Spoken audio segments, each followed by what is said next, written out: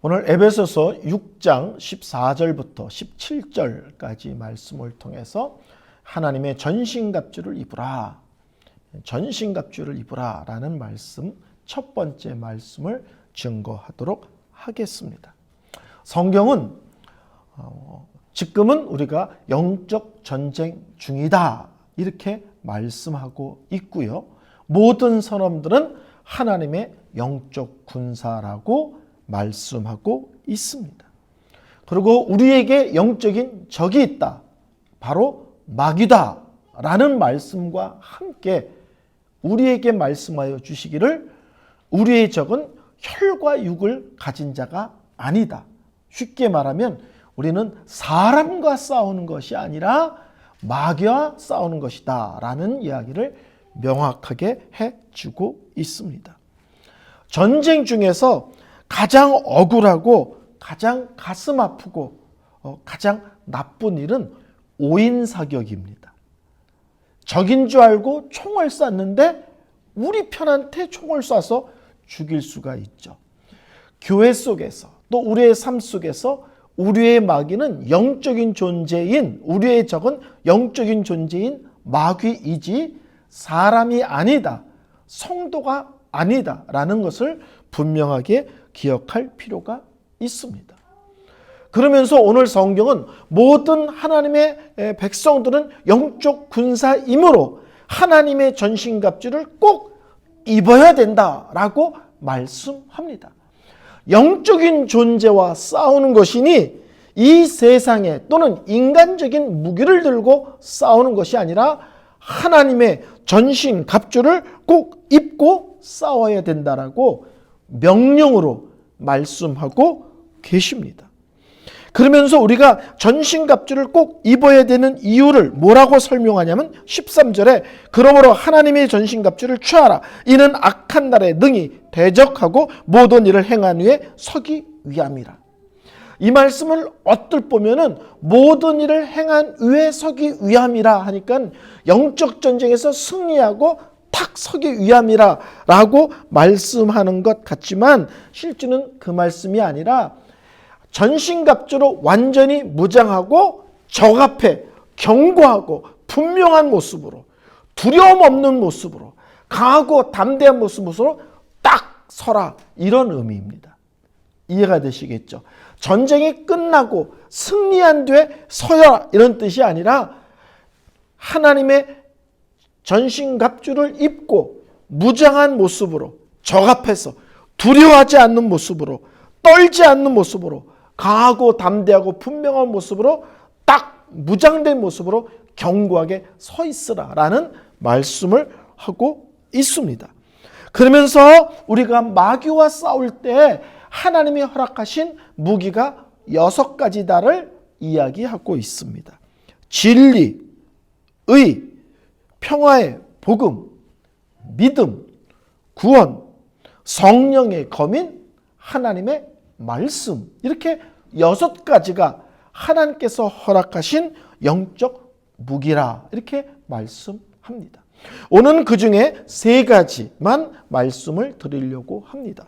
첫째, 우리에게 주신 하나님께서 허락하신 영적 무기는 뭐냐면 진리로 너희 허리띠를 띠고입니다. 진리로 너희 허리띠를 띠고, 정확한 표현을 하면 진리로 허리를 동이라.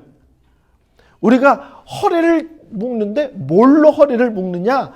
진리로 허리를 묶으라, 이런 말씀이 됩니다. 당시에 로마 군인들은 짧은 튜닉이라는 옷을 입었어요. 약간 짧은 치마 같은 옷을 입고 있었습니다. 그리고 그 옷의 허리 부분을 단단하게 고정을 했습니다. 그래서 이 허리띠를 띈다는 것은 군인들이 전투할 때 자유롭게 원활하게 움직이고 밀접하게 움직이게 하는데 도움이 되겠죠. 허리에 딱 띠를 띠면 우리도 힘이 딱 가고 중심이 잡히지 않습니까? 근데 여기서 진리란 말은 언뜻 보면 하나님의 진리, 하나님의 말씀 이렇게 해석될 것 같은데 실제로는 그런 부분은 뒤에서 이미 말씀합니다. 하나님의 말씀에 대한 얘기가 명확히 나옵니다. 여기서 진리란 말은 어떤 말이냐면 진실됨, 성실함, 거짓이 없는 삶, 말과 행동이 같은 것, 이런 것을 의미합니다. 영적 전쟁에서 첫 번째 무기는 뭐냐면 진실한 삶이다, 성실한 삶이다, 거짓이 없는 삶이다, 말과 행동이 동일한 아름답고도 복된 삶의 모습을 지니는 것이다. 성경은 믿음의 사람이기에 다른 삶을 살아야 된다는 거예요. 그래서 정말 예수를 만나고 은혜를 받으면 말이 달라지고 행동이 달라지고 마음에 품는 것조차도 달라지는 것이 성도의 삶이라고 말씀합니다. 그래서 영적 전쟁에서 첫 번째 우리에게 말씀하는 것이 마귀에게 틈을 주지 말아라. 마귀가 너의 약점을 비집고 들어가지 못하게 하라. 근데 그 틈이 뭐냐? 우리가 신실하지 않은 삶을 살 때, 말과 행동이 다른 삶을 살 때 자꾸 우리의 삶이 거짓된 모습으로 자꾸 얼룩해질 때 그게 마귀가 우리를 공격할 수 있는 틈이 되는 것이다 라고 말씀하고 있습니다.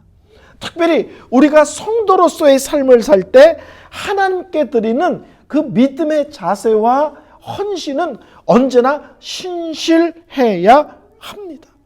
우리의 헌신은 언제나 신실함과 손을 잡고 있어야 되고요. 거짓된 헌신이거나 자기를 드러내거나 자기를 높이는 헌신의 모습을 띠면 안 됩니다. 그러면 그런 것들이 다 마귀에게 틈을 줘서 자기 신앙도 흔들리고 공동체에도 위기를 초래하는 일과 연결됩니다. 예수를 믿는 것은 성경은 새 사람이다 이렇게 표현하죠. 또 새로운 피조물이다 이렇게 표현하기도 합니다. 또 빛의 자녀다 이렇게 표현하기도 합니다. 새로운 사람이기에 우리는 새로운 사람에 걸맞는 삶의 열매를 맺어야 합니다. 그것을 에베소서는 빛의 열매를 맺으라 표현하고 갈라디아에서는 성령의 열매를 맺으라 라고 이야기를 합니다. 그게 뭐예요? 성품이고요. 그렇죠? 그리고 말이고요.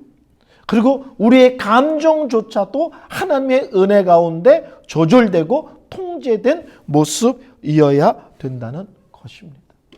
참 놀랍지 않으세요? 영적인 존재인 마귀와 싸우는데 우리에게 첫 번째 요구하시는 무기가 놀랍게도 진실된 삶, 진실된 헌신,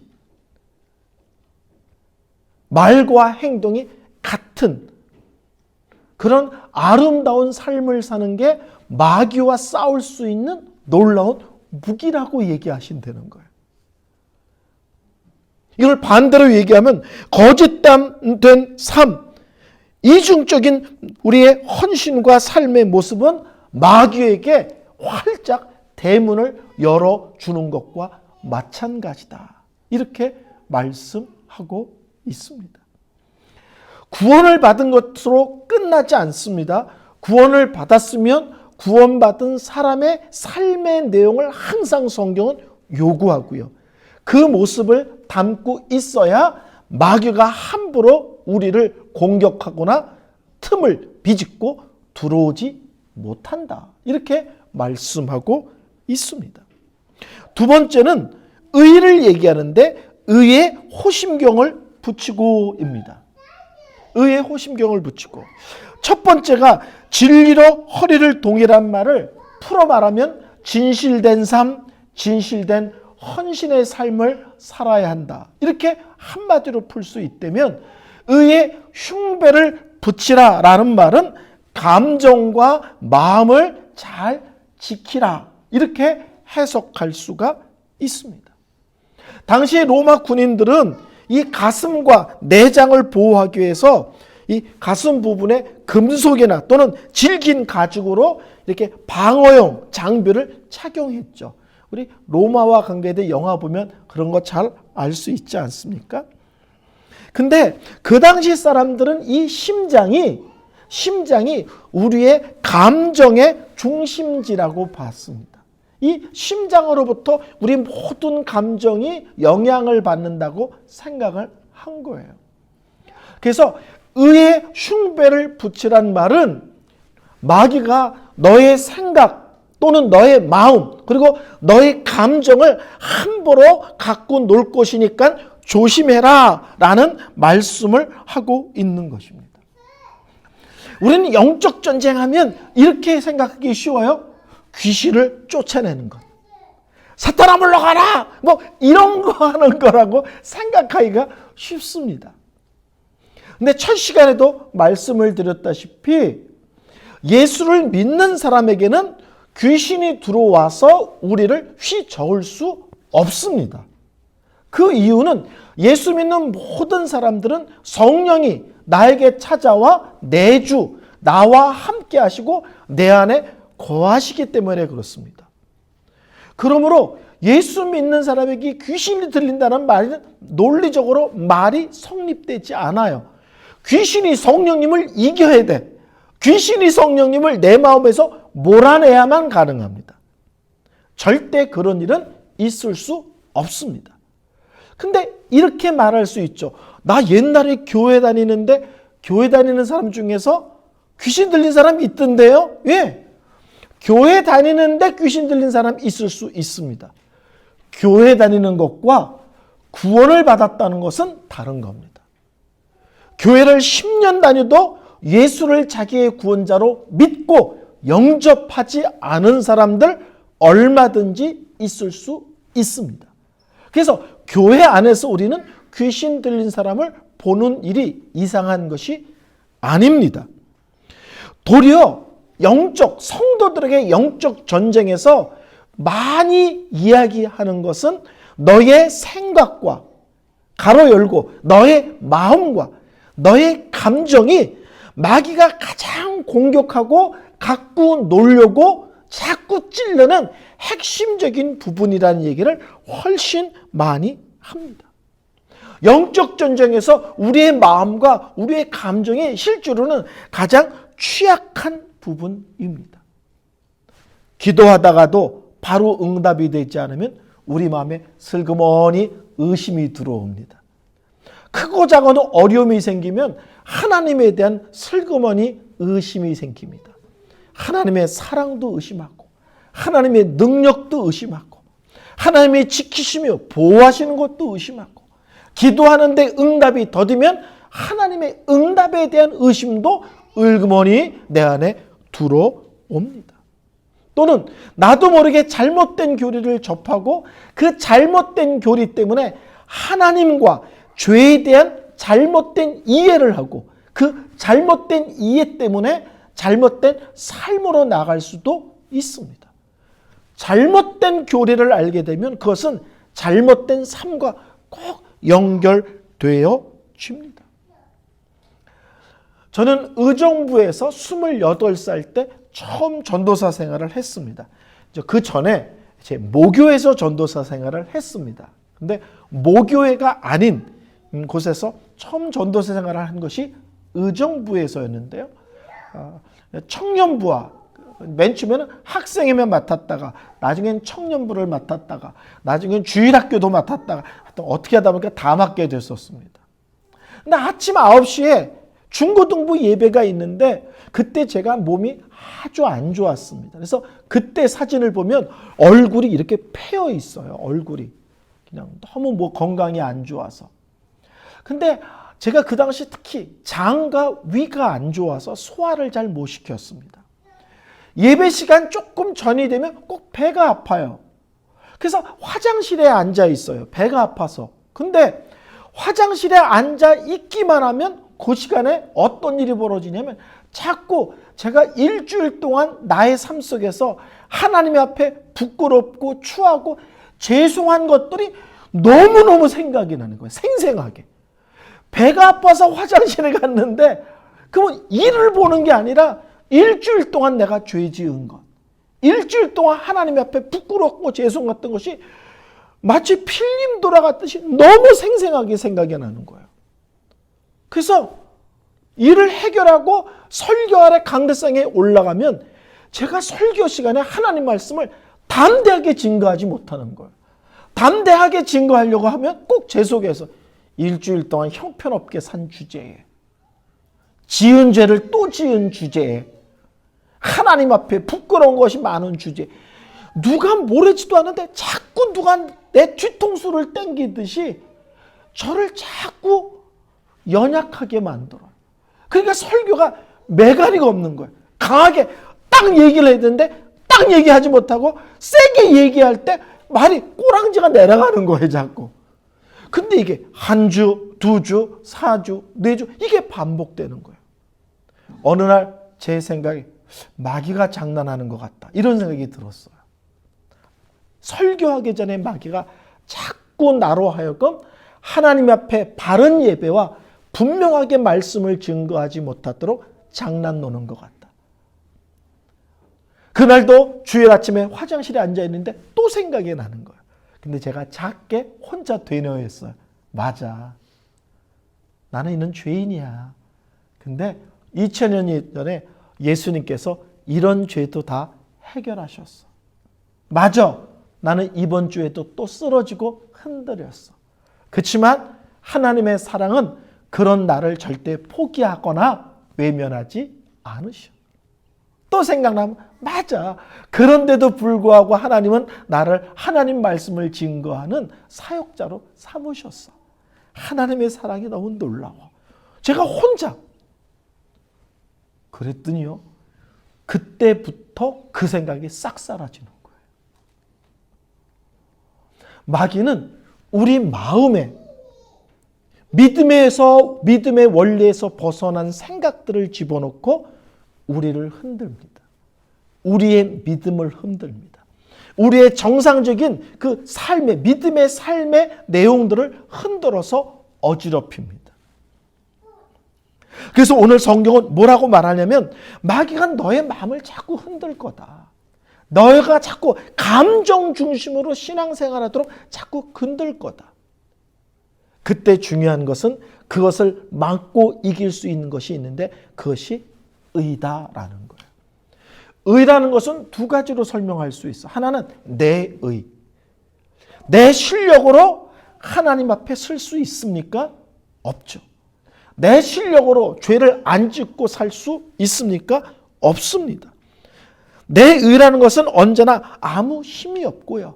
내 의라는 것은 하나님 앞에 부끄럽고 죄송한 것밖에 없습니다. 그래서 의에 흉배를 붙이는 것은 마음과 감정이 공격을 받을 때 무엇으로 막느냐? 예수 그리스도의 의로 맞서라. 예수 그리스도의 의로 막으라 라는 말씀을 하고 있는 것입니다. 누누이 말씀드리지만 그것을 신학적으로는 전가된 의라고 얘기합니다. 나의 죄는 예수님이 가져가시고 흠도 티도 없는 온전한 의를 예수님께서 나에게 주셨습니다. 내 죄악된 의는 예수께서 가져가 십자가 달려 돌아가시고 하나님 앞에 아름답고 복되고 깨끗한 예수의 의를 나에게 주셨습니다.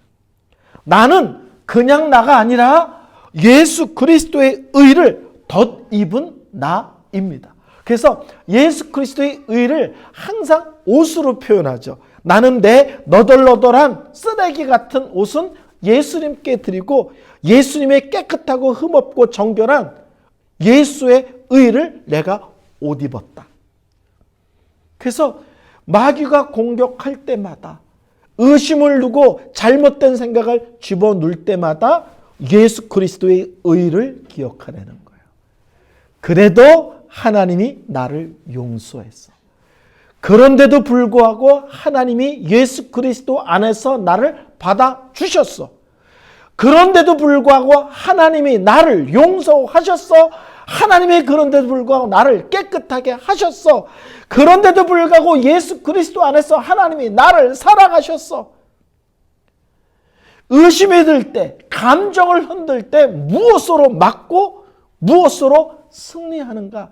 예수 그리스도의 의, 예수 그리스도 안에 있는 나라는 믿음의 모습과 내용으로 맞서라는 거예요.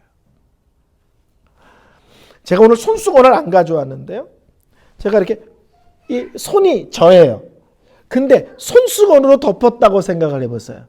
이 손수건은 예수의 보혈 이렇게 설명해도 되고 예수 그리스도를 통해서 허락한 예수 그리스도의 의라고 생각하셔도 됩니다. 하나님은요, 나를 바라보실 때 예수의 의를 빼고 나를 보시지 않습니다. 그러면 죄인인 나, 부끄러운 나, 심판받을 나밖에 없습니다. 예수 그리스도 안에 있다는 것은 예수 하나님께서 나를 어떻게 바라보시냐면 예수 그리스도의 의를 옷 입은 나를 보는 거예요. 그러니까 내가 어떻게 보이는 거예요?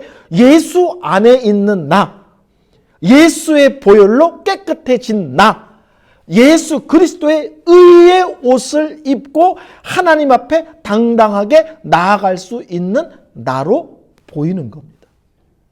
마귀는요, 무슨 짓을 하냐면 예수의 의를 들치고 나를 자꾸 보라는 거예요. 예수의 의를 들치고 자꾸 나를 보고 예수의 보혈을 빼고 나를 보라는 거예요. 그러면 우리는 항상 부끄러운 나, 죄인인 나, 하나님 앞에 원수인 나, 항상 뭐밖에 안 보이는 거예요. 아무것도 할 수 없는 하나님 앞에 부끄러운 죄인인 나밖에 안 보이는 거예요. 그러면 낙심하게 되고요. 좌절하게 되고요. 흔들리게 되고요. 그래서 옛날에 제가 이런 설교를 했습니다. 신앙생활 하다가 아이스 깨끼 하지 마라. 아이스 깨끼 아세요? 어린아이들이 초등학교 때 여자아이들 치마를 들치면서 아이스 깨끼 이런 거 했잖아요. 안 해보셨어요? 애들이 그런 거 하잖아요. 우리는 아이스 깨끼 하면 안 돼요. 예수의 보혈을 들치고 아이스 깨끼, 예수의 의를 들치고 아이스 깨끼 이거 하면 안 돼요. 하나님이 언제나 예수 안에 있는 나, 예수의 보혈로 머리부터 발끝까지 다 깨끗해진 나, 예수의 의를 더듬어서 이제는 더 이상 너희들은 죄인이 아니고 의인이야, 하나님의 자녀야, 구원받았어, 이렇게 보시는 그 나로 나도 나를 하나님의 관점에서 바라봐야만 합니다. 혹시 옛날에 성경 공부할 때 구원열차라는 그림을 혹시 보셨는지 모르겠어요. 기차가 칙칙폭폭 가는데 맨 앞에 지식이고요. 그 다음에 믿음이고요. 맨 끝에 감정이에요. 신앙은 지적인 것을 요구합니다. 하나님이 누구시냐? 나는 누구냐?